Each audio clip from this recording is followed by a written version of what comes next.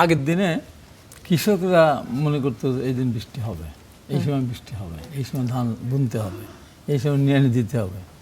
ওরা নিজেরাই আবহাওয়াবিদ ছিল।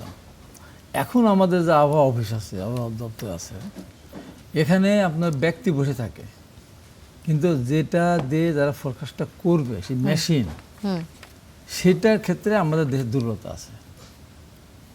এটা তো বাইনোকুলার দিয়ে দেখে তাকায় দেখতেছেন আকাশে ওরকম মেঘ লাগলো কি না লাগলো। এটা একটা নিশ্চয়ই জন্য আধুনিক যন্ত্রপাতি উন্নত বিশেষে আছে, আমাদের ওই জিনিস দিক খেয়াল করতে হবে, সেটা আমাদের নিয়ে আসতে হবে। খালি কয়েকটা লোক বসে দিলে আর সে দিন শেষে বললো 3 দিন বৃষ্টি হবে, 2 দিন পর বৃষ্টি হবে না।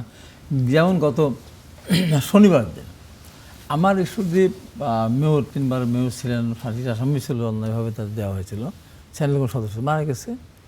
আমি বৃহস্পতিবার ডেটটা চেঞ্জ করলাম, আমি যেতে পারবো না। শুক্রবার দিন মিলাদ, বৃষ্টি কম বেশি পড়বে।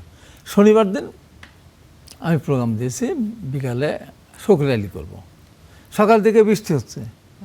এখন হঠাৎ করে একজন বলে বসলো যে আবহাওয়া দপ্তরের সাথে কথা বলেছে, অমুক বলেছে 3টার পর থেকে মুষলধারে বৃষ্টি হবে।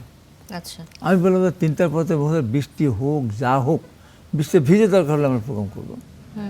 মজার ব্যাপার হলো কি, 3টা 7 দিনের পর থেকে কোনো বৃষ্টি নেই, রাত 10টা পর্যন্ত কোনো বৃষ্টি নেই, একদম টাটকা আবহাওয়া।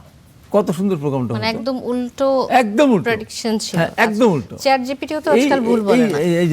এই জন্য আমার মনে হয় যে আমাদের এই যন্ত্রপাতি যেগুলি দিয়ে আমরা সেই জায়গাগুলো ত্রুটি আছে, সেগুলি আধুনিক করতে হবে, তাহলেই আমরা আবহাওয়াটা সঠিক মতো আমরা ফোরকাস্ট করতে পারবো। আর দ্বিতীয়ত হলো ছাত্রদলের মিছিল সম্বন্ধে উনি যে বললেন, আমার নলেজে নেই, তবে আমার নলেজে এটা আছে যে ছাত্রদল মিছিল অন্য কারণে করেছে। এই যে এদেরকে, এরা যে মিছিল করছে, শিক্ষামন্ত্রী ভুয়া করেছে, স্লোগান দিয়েছে, এই কারণে করেনি।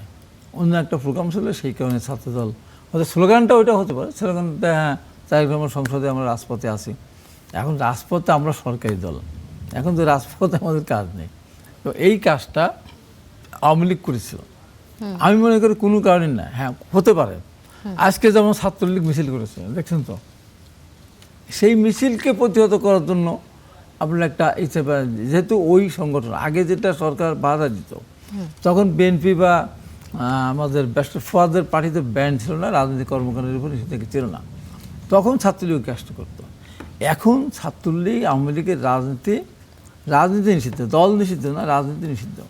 সে নিষিদ্ধ কাজ যখন করতে যায়, তাকে আমরা প্রতিহত করা ওইভাবে না, তাকে নিরুৎসাহিত করার জন্য হয়তো একটা প্রোগ্রাম থাকতে পারে। মানে আপনি বলছেন যে ছাত্রলীগকে প্রতিহত করা বা যেটি প্রতিহত না, মানে তাকে নিরুৎসাহিত করার জন্য ছাত্রদলকে নামানো।